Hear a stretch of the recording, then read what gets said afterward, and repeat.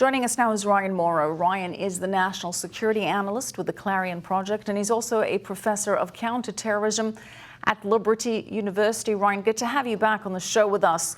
As we've been discussing, tensions between Israel and Hezbollah have been escalating. Are Israel and Hezbollah on the verge of an all-out war? Well, it's impossible to tell because all it takes is a single miscalculation to get into this tit for tat that actually neither side might want, but ends up finding themselves in. I don't think that Hezbollah has made the decision to engage and provoke an all-out war, and neither has Israel at this point.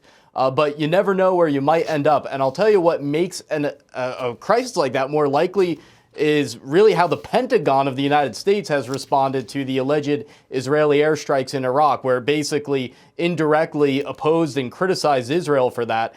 Putting daylight between the United States and Israel at a moment like this is a really bad and counterproductive idea. All right. Why do you think that that is so problematic for Israel? I mean, it wasn't an official confirmation.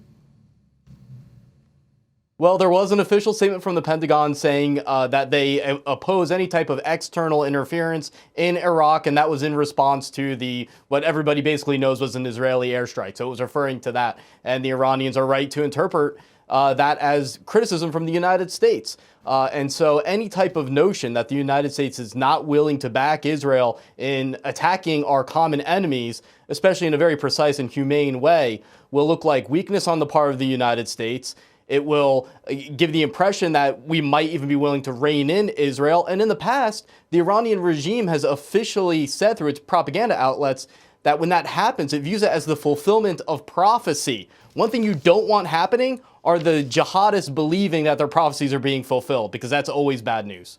All right. So you're concerned that this now means that the Iranians think that the U.S. is not going to back Israel with its strikes against Iranian targets in Iraq. Now, keeping in mind, Ryan, there were a number of successfully thwarted attacks coming from Iran into Israel over the weekend, and that is what has tensions really skyrocketing in the region, prompting the Prime Minister to say that Israel is ready to use all means necessary. When we hear the threats coming out of Hezbollah and Lebanon and the Prime Minister coming back with equally strong words, what does that mean to you? Well, part of it on the part of the Shiite jihadist side could be a fundraising ploy. We've seen a lot of videos coming out from the Houthis, from Hezbollah, from the Iranian regime, really trying to solicit for donations because the sanctions are hurting them. And the best way to raise money is to pick a fight with Israel and say that we need money to fight the Israelis and also to heal wounded civilians who may in reality not have actually been wounded by the Israelis.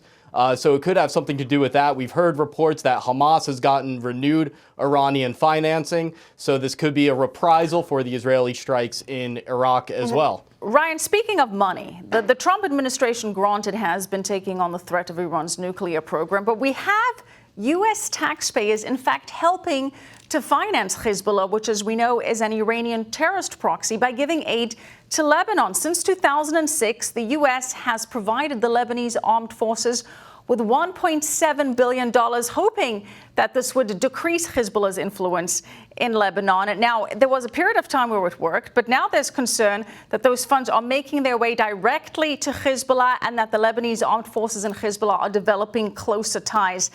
And I can't stress this enough. Why is the U.S. still going ahead with this policy of giving this aid to Lebanon? Well, fundamentally, we still do not have that clear dividing line that we should have, separating friend from foe, acceptable from unacceptable. But the logic, and it's not great logic, but the logic behind this type of aid is the idea that not all the Lebanese security forces, not the entire Lebanese government is Hezbollah, even if Hezbollah is the strongest player. And therefore, you want to maintain those relationships with forces that are not Hezbollah and could compete with them in the future. But you're right. The result is indirect American funding of Hezbollah as a result. And the other part of the logic is the idea that the weaker Lebanon gets, the stronger Hezbollah gets.